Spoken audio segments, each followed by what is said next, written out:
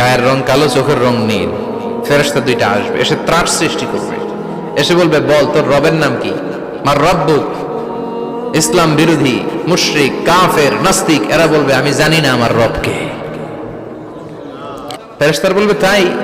এই ছিল তোর ডিউটি? দাঁড়া, এখনই আমাদের খেলা শুরু, এখনই শুরু। ফায়ুতরাকু বিমাতারিকা মিন হাদিদ, লোহার একটা হাতুড়ি দিয়ে মাথা থেকে পা পর্যন্ত পিটানো হবে, পিটিয়ে ওর গোশতের হাড্ডিগুলোকে থেতলে ফেলা হবে। ওয়ায়ুকালু লিল আরদি ইলতাইমি, কবরের দুই পাশের মাটিরে বলা হবে, এবার দুই দিক থেকে তোরা চাপ দে। চাপ দেয়া হবে, ধাক্কা ধাক্কি করেও সে সুবিধা করতে পারবে না। মাটি আস্তে আস্তে আস্তে আস্তে দেহের দুই দিকে লেগে এমন জোরে দুইটা চাপ দিবে, ফাতাখতালিফা আতলাউহু, তার ডান পাশের পাজরের হাড্ডি বাম দিকে ঢুকে যাবে। এই জন্য মাঝে মাঝে কবরে যাবেন, কবরস্থানে দাঁড়িয়ে চিন্তা করবেন, এই জায়গায় আমারও আসতে হবে। দিন যাবে, রাত আসবে, বৃষ্টি হবে, শীত আসবে, কেউ আমার দেখতে আসবে না, একা থাকতে হবে। ইসলাম বিরোধীদের জন্য প্রশ্ন 3টা, আপনারা যারা মুমিন তাদের জন্য 4টা, আপনাদের জন্য একটা বেশি। আলহামদুলিল্লাহ। কোন কবরে এসে প্রথম প্রশ্ন করবে, মুনকার নাকির যখন চলে আসবে, 40 কদম যখন আত্মীয় স্বজনরা লাশটাকে কবরের মধ্যে দিয়ে 40 কদম চলে যায়, তখনই ফেরেশতা চলে আসে। আহা, শেষ, সব শেষ। এসেই পরীক্ষা শুরু। মার রব্বুক, তোর রবের নাম কি? চিল্লায় বলেন, আমাদের রবের নাম কি? আমরা বলবো, রব্বি আল্লাহ, আল্লাহ আমারে রব। দমে দমে তনু মনে তারি অনুভব, পড়েন, আল্লাহ আমারে রব। তোমার দুনিয়াতে আমি যেদিকে তাকাই, অথই নিয়ামতে ডুবে আছি সবাই। পাখপাখালির গানে শুনি তসবিহ কলো রব, তসবিহ কলো রব, আল্লাহ আমারে রব। প্রথম প্রশ্ন, তোমার রব কে? আমরা বলবো, আমাদের রব আল্লাহ। দ্বিতীয় প্রশ্ন, ওমা দীনু, তোমার ধর্মের নাম কি? আমরা কি বলবো? তৃতীয় প্রশ্ন, বিশ্বনবীর চেহারা দেখিয়ে বলা হবে, আতারিফু হাদার রাজুল, এই লোকটারে চিনো নাকি?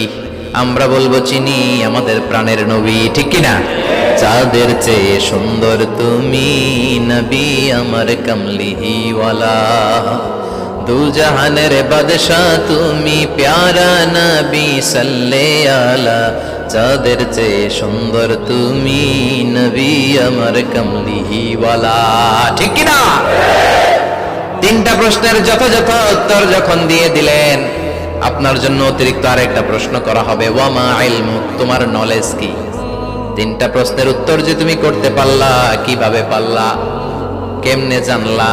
নকল করে বলছো নাকি জেনে বুঝে আসছো? নকল হয় না? এখন তো পরীক্ষা চলতেছে বোধহয়। কি পরীক্ষা? এসএসসি পরীক্ষা। নকল হয়? কৃষ্ণপুরে নকল নাই না?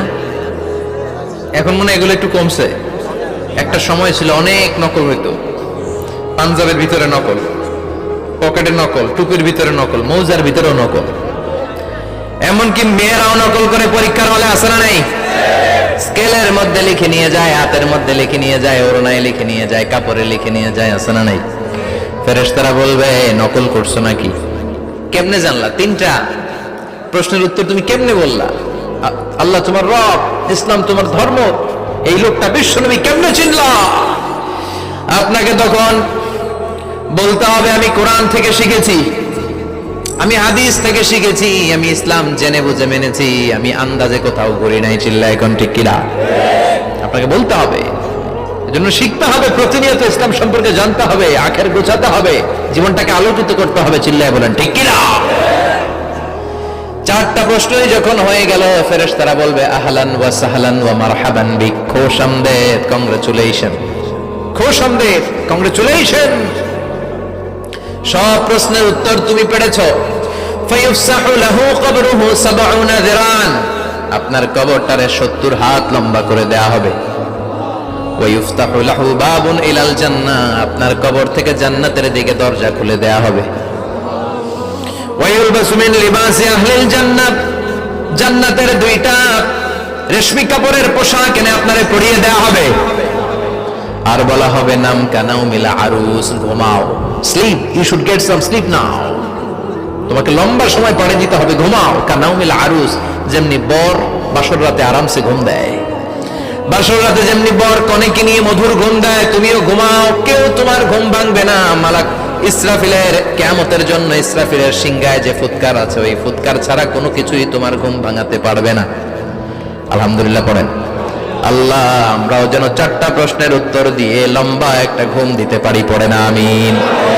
ওয়াম্মাল কাফির ওয়া আহলুশ শিমাল, আর ইসলাম বিরোধী যারা, তাদের সামনে আসবে মালাকান আসওয়াদান আজরাকান, কৃষ্ণ বর্ণের দেহ, নীলাভ বর্ণের দুটো চোখ, গায়ের রং কালো, চোখের রং নীল। দেখতে কেমন লাগে?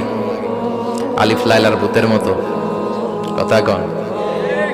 গায়ের রং কালো, চোখের রং নীল। ফেরেশতা দুইটা আসবে, এসে ত্রাস সৃষ্টি করবে, এসে বলবে, বল তোর রবের নাম কি? মার রব্বুক। ইসলাম বিরোধী মুশরিক কাফের নাস্তিক এরা বলবে, আমি জানি না আমার রবকে, আমি জানি না, আমি তো আজীবন শুধু চেয়ার করেছি, মদ খেয়েছি, আমি ধর্ষণে সেঞ্চুরি করেছি দুনিয়ার বুকে, আমি টেন্ডারবাজি করেছি, চাঁদাবাজি করেছি, আমি মাস্তানি করেছি, আমার দাপটে এলাকার ইসলাম প্রিয়রা বাসায় ঘুমাতে পারে না। আমি ছিলাম টেন্ডারবাজ, আমি ছিলাম গডফাদার, সন্ত্রাসীদের লিডার, আমি ছিলাম ডন 1 2 3 সব, আমি ছিলাম ডনের ডন, আমি ছিলাম মাস্তান রংবাজ। রব টবকে আমি তো জানি না। লাদ্রি লাদ্রি আমার জিজ্ঞেস করো না।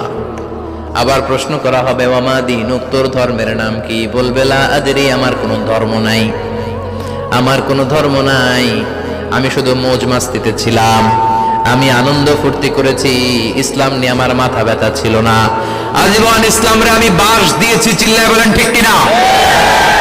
ইসলাম বিরোধীদের সাথে ছিল আমার চলাফেরা, আমার সব সাঙ্গপাঙ্গ ছিল গুন্ডা বদমাশ ইসলাম বিরোধী। রব কি, ইসলাম কি, এগুলো আমি জানি না। আমার এগুলো জিজ্ঞেস করো কেন? ধর্ম কি আমি জানি না, আমি কিচ্ছু মনে করতে পারছি না। 3 নাম্বার প্রশ্ন করা হবে, আচ্ছা আরিফ হাদার রজুল, দেখো তো এই লোকটারে চিনো কিনা? কয় না, চিনি না, তবে মনে হয় এই লোকটারে দুনিয়ার বুকে আমি গালি দিতাম, এই লোকটার বিরোধিতা করতাম, ব্লগের মধ্যে এই লোকটার ব্যাপারে কুৎসা রটনা করতাম, এই লোকটার কার্টুন বানিয়ে আমি হিংসা ছড়িয়ে দিতাম, এই লোকটার ব্যাপারে আমি এলাকার মধ্যে অপপ্রচার চালাতাম। ফেরেশতারা বলবে, তাই? এই ছিল তোর ডিউটি? দাঁড়া, এখনই আমাদের খেলা শুরু, এখনই শুরু। ফায়ুতরাকু বিমাতারিক মিন হাদিদ, লোহার একটা হাতুড়ি দিয়ে মাথা থেকে পা পর্যন্ত পিটানো হবে, পিটিয়ে ওর গোশতের হাড্ডিগুলোকে থেতলে ফেলা হবে। ওয়ায়ুকালু লিল আরদি ইলতাইমি, কবরের দুই পাশের মাটিরে বলা হবে, এবারে দুই দিক থেকে তোরা চাপ দে, চাপ দেয়া হবে, ধাক্কা ধাক্কি করেও সে সুবিধা করতে পারবে না। মাটি আস্তে আস্তে আস্তে আস্তে দেহের দুই দিকে লেগে এমন জোরে দুইটা চাপ দিবে, ফাতাখতালিফা আদলাউহু, তার ডান পাশের পাজরের হাড্ডি বাম দিকে ঢুকে যাবে, বাম দিকের হাড্ডি ডানে চলে যাবে। বিশ্বনবী বললেন, এই হাতুড়ি দিয়ে পিটানোর শাস্তি, কবরের চাপ দেওয়ার শাস্তি চলতেই থাকবে হাত্তাল কিয়ামা, কিয়ামত পর্যন্ত। আল্লাহ কবরের শাস্তি থেকে আমাদের বাঁচাও। আমরা এই আযাব পেতে চাই না, আমরা যেন ঠিকভাবে কবরের 4টা প্রশ্নের উত্তর করে দিয়ে লম্বা ঘুম দিতে পারি। আল্লাহ তুমি তৌফিক দাও। এজন্য আল্লাহ বললেন, গোলাম দুনিয়া নিয়ে পাগল হয়ে থেকো না, এই দুনিয়ার জীবন আসল জীবন নয়, আসল জীবন হলো কবরের জীবন। জোরে বলেন ঠিক কিনা? এই জন্য মাঝে মাঝে কবরে যাবেন, কবরস্থানে দাঁড়িয়ে চিন্তা করবেন, এই জায়গায় আমারও আসতে হবে। দিন যাবে, রাত আসবে, বৃষ্টি হবে, শীত আসবে, কেউ আমার দেখতে আসবে না, একা থাকতে হবে, একা, বড় একা, অন্ধকার, বড়ই অন্ধকার।